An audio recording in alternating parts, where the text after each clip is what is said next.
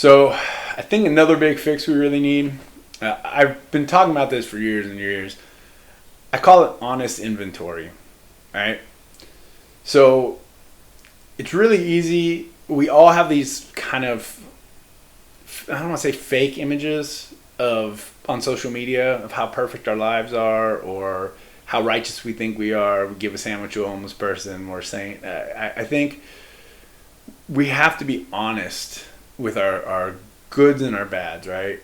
I talked about the story earlier of how my first Yom Kippur, I remember going in there thinking that, oh man, I'm pretty on point. I got these 10 commandment things down, pat. I don't do any of that crap. Like, I think I'm a pretty good man.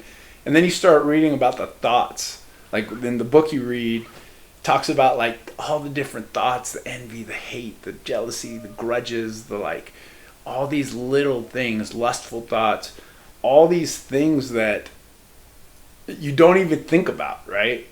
Like throughout your day, you don't realize how deep spirituality could really be, right? To what level you can hone yourself and to try to perfect yourself. And I think that's a really important concept of like being honest. And I don't think we should tear each other up or hate each other for our shortcomings. I think most people are 80-20. They're 80% good, 20% POS, right? I think even sinners are probably like 70-30 or 60-40. The worst, the like shitlers are still, they have good intentions. I think, they're trying to save themselves, their family, their people, the greediest people, right? Want to make sure their kids are secure, their kids are secure, right? And the most righteous people are still probably 90-10. Look at the MLKs or whatever. I think they're still 90-10. They still have their faults. And we have to be honest with ourselves, with each other about what those faults are. It doesn't make them a bad person. It doesn't make you a bad person when you're honest with yourself about what you need to work on. And that's honest inventory, is taking a list, your good and bad qualities, and listing them. This I do well, this I do well, this I don't do well. And it's hard when we don't have any kind of baseline morality. What is good? What is bad, right? So we'll say murder is wrong, right? Killing, murder, the definition of murder is not killing. Thou shalt not kill. It's thou shalt not murder, which means killing somebody without any cause, right? Someone comes to kill you, you can kill them. It's okay. It's acceptable. If like somebody's trying to take your life and you end up taking their life in the process, even in the courts, right? We recognize that this is a legitimate reason. Like you were fighting for your life. You took a life. It's okay. And so we have to understand that like things happen and nothing is as black and white as we like to make it, right? That there's lots of shades through everything. And honest inventory is just that. Is that first finding what the baseline morality, what is it that you think to be good or bad? And maybe we need better education in that, I think. We want to start teaching before. So the two things they didn't teach in school were morality and sex. Those were like, because normally morality is very spiritual, religion-based. So they let the parents teach that, and the mothers were teaching that primarily to their kids. And same with sexuality. It's also can be very religion-based, but it's very private. So we let the parents teach them that. It's interesting to me in this world as it's going crazy. We're starting to now want to teach the kids about sex, but we really don't want to teach them about morality. It doesn't have to be religious-based morality, but we have to have some kind of baseline communal morality. And I think that's super important in honest inventory, is finding what you think it is, be good or bad, right? Like, look, adultery is just like accepted now. Yeah, so what? Screwed around. People screw around all the time on their spouses or boyfriend, girlfriend, whatever. And who cares? It's normal. It's become normalized almost. And so do we accept that as baseline morality? Do we want there to be fidelity or not? And that's an honest question. I mean, I personally believe in it. I think you should. If you've committed to somebody, you should be faithful to them. Otherwise, just walk out, and this goes into our cowardice. We're kind of a generation that's afraid of a lot of things. We act big and bold, but deep down we're pretty afraid, and afraid to love, afraid to sacrifice, afraid of a lot of things. So we have to decide what we want it. If we think adultery is fine, fine. I mean, but you have to decide what your baseline morality is, and then you have to take an honest inventory of yourself. And in that, that's where a lot of the growth comes from, is being real. You know, I loved in the 90s, my favorite quote, in Long Beach, they were busing a lot of kids from Compton and all that.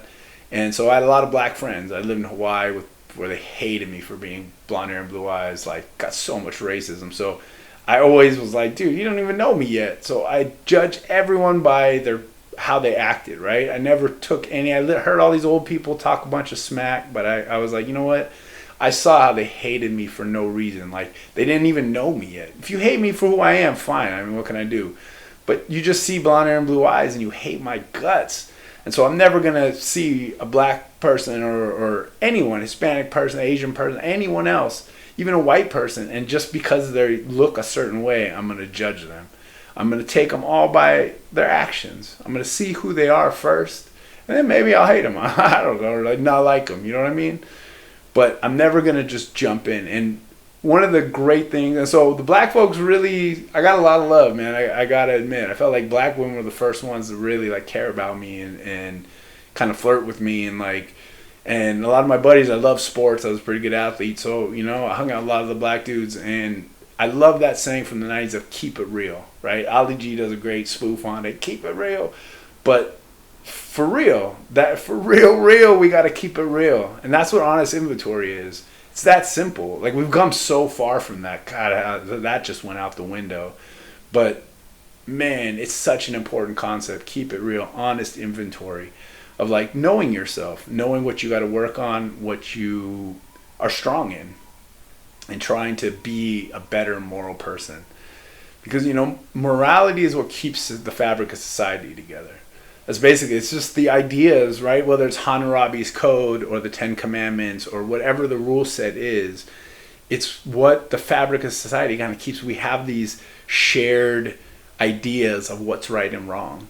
And so it doesn't have to be religious, but we have to have that in order for society not to tear itself apart. We've got to play by the same set of rules, right? We have the Geneva Convention. We have now like different ideas, war crimes, right? What's right and wrong. And we've gone in that direction, but haven't really. We're willing to teach the kids about sex way before we're willing to teach them about morality. But that's more important. The morality is more important than sex. Sex will come. People naturally, it's like Blue Lagoon. They'll learn how their parts work and it'll all work out. Morality isn't so easy. There's a lot of, you can justify anything, right? Look at today, right? In the corruption of justice, we talked about that already. It's all, I'm poor, so I deserve this, right? Because they did me bad, right? Well, they're doing all of us bad. It doesn't matter, rich, poor, whatever. Even rich people are getting screwed in some ways. But especially, poor people they're getting right. But if they're stealing from us, does that make it right for you to steal from them? That's a real question. I mean, keeping it real. Like, we're corrupting justice at every turn. So do two wrongs make a right? Don't become what you despise. I think that's a really important idea. When I met those black folks and I decided to take them for who they were and not what they look like, because the shit I got in Hawaii, I realized it's like, I never want to become what I despise. I despise those kids for like treating me the way they treated me. First day of school, blow, smashed in the face by like 5 huge Samoan kids, 5th graders, 6th graders. I was in 2nd grade. I was a little ass kid. I just see a huge fist. Hey, howdy boy, boom, get blasted in the face. Started running for my life. And then, finally found a corner after a few days of this. I found a corner to fight. Boom, I remember I had to jump to hit him in the chin. Bite their leg. Do whatever I had to do to survive, right? And I never wanted to become what I despised. And we despise these rich people being thieves, and then we become thieves. Like, how does that work? Nah, we got to keep it real. We got to take an honest inventory. What is right? What is wrong? What can we do to better ourselves? Where are we strong? Where are we weak? All that really matters. So I pray that I bless up the world to find that honest inventory in yourself. Get real with what you think is right or wrong. Search your soul. Like, come up with your own, like, moral code if you need to. But look at yourself. Are you doing it right? Do you think this is right? Are you doing this because you're hurt? Or are you doing this because you think that's the right way to be? And take an honest inventory. Alright? Let's do this, people. Save the humans.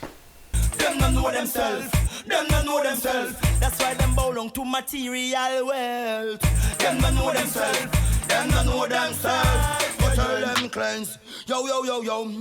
Them don't know themselves. Them don't know themselves. That's why them belong to material wealth. Them don't know themselves. Them don't know themselves. Don't know themselves.